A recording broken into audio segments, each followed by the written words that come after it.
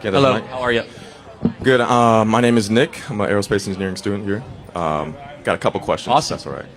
So I'm particularly concerned about your brand of Christianity. As a Christian myself, Christian nationalism I do not agree with at all. I think it's antithetical to the values of the early church. And I think, how do you reconcile especially white Christians in this America, marrying politics and power with their faith in this country? Well, there's a lot there. I've never described myself as a Christian nationalist. So I'm a Christian and a nationalist, so I've never used those two And things. then right there, that and nationalist, where in the scriptures does a Christian... Well, thank you. Jeremiah 29:7, demand the welfare of the nation that you are in, because your welfare is tied to your nation's welfare. Let me continue.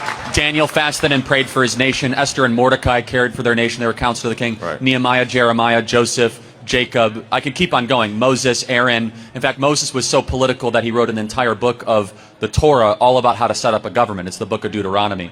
So, in fact, the Bible is an explicitly political text amongst many other things. Now, can we interpret those texts in the light of the revelation of Christ? Because you just cited all Old Testament texts, but you have not once cited St. Paul. Okay, yeah. If you want me to also, by the way, just so we are cite St. Paul about the kingdom of heaven and the governance.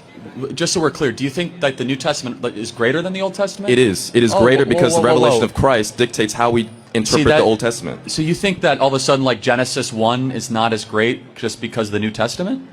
The Old Testament was a type and shadow of the things to come, and now we live in the full revelation of Christ.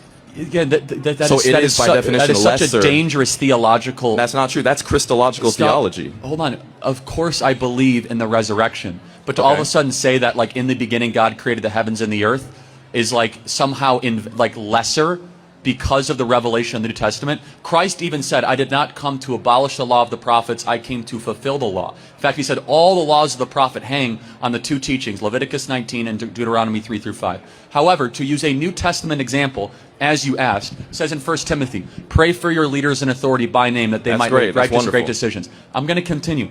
Christ our Lord said, on this rock build my what?